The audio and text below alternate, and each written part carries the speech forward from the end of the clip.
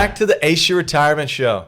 I'm Alex Calott. And I'm Austin Powell. We're thrilled to be with you today discussing long-term care, a topic that we get asked about on a daily basis. Austin, why is this such a hot topic from a retiree perspective? Well, it's extremely important, and a large part of that is because of the ever-increasing cost. It's something that you have to proactively plan for, and Alex, this is something that we've seen pretty close to home.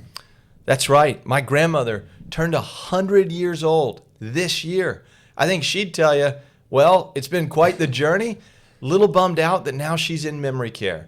So we've seen her go through every facet of care, starting with independent living, assisted living, and now, of course, full-blown memory care. And we've just seen kind of what that entails. And ultimately, I do think it makes us passionate about making sure that folks have a plan in place. It absolutely does. And as it stands right now, there are really 3 specific ways that you can address long-term care and that you can solve for it. And what we want to spend time on today's show doing is walking through each one of those different strategies that you could consider. And it really starts with, Alex, self-insurance. That is a form of insurance, right? Ultimately, you're taking the risk. You're saying, you know what? I've accumulated retirement assets. I've put myself in a position to be comfortable. And quite frankly, if there is a long-term care need at the end of the day, I'm going to use my assets.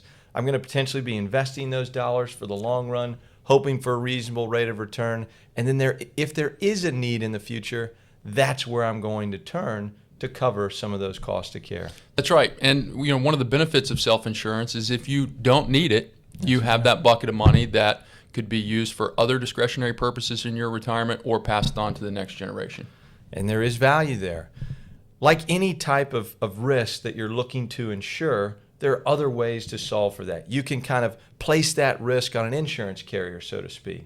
Austin, speak a little bit about more of a traditional long-term care policy and how that could be a solve. Absolutely. Yeah, traditional long-term care, we really liken it to like buying car insurance. When you have car insurance policy, you pay an insurance carrier on a monthly basis. And in exchange for those premiums, you'll receive coverage if you need it.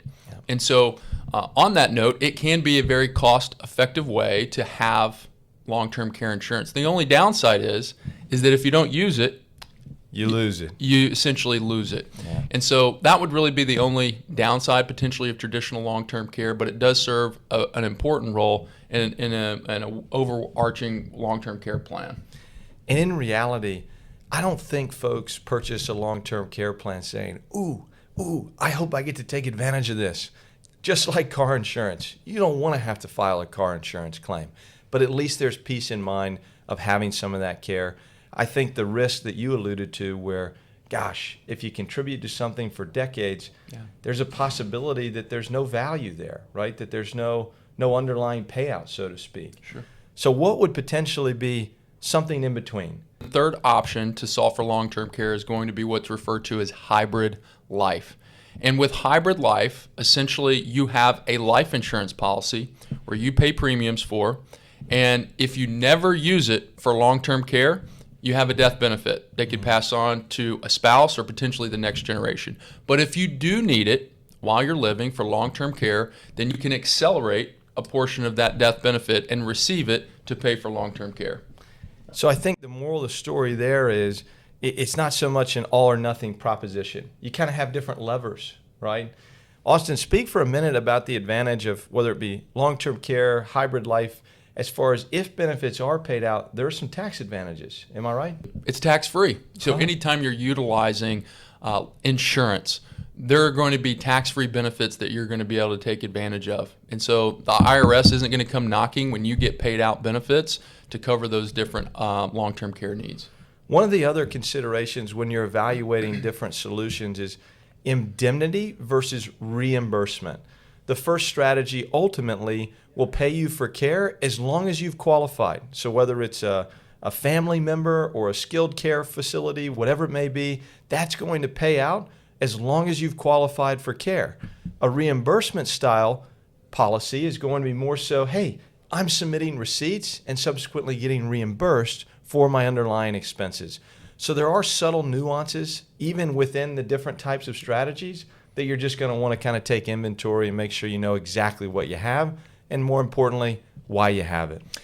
Exactly. And you might be asking yourself, well, gosh, these are three viable options. What is best for me?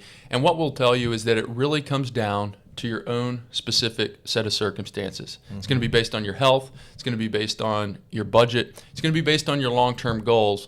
And so evaluating those things is really going to be the most important step in determining what's the best option for you. No question about it. And I think, too, family history, right? I know that my dad, and he was obviously in a unique position with my grandmother. He said, Alex, I should probably solve for this. Sure. Of all the things that we've helped my folks with, my mom gets most excited about her long-term care. We're not expecting you to jump for joy over long-term care. All we're suggesting is that we need to solve for it. Whether it is self-insuring, which is very much a viable option, looking at something more traditional, or finding maybe a hybrid approach. Nonetheless, it's simply about finding the right solution for you. Anything we left out? No, we're happy to be a resource for you all on this. This is something that we help folks with day in, day out. And so if you'd have questions, if you want help determining the best next step, we're happy to be a resource, and you could reach us based on the information that's provided below. Thank you again for tuning in to the Ace Your Retirement Show. We'll see you next time.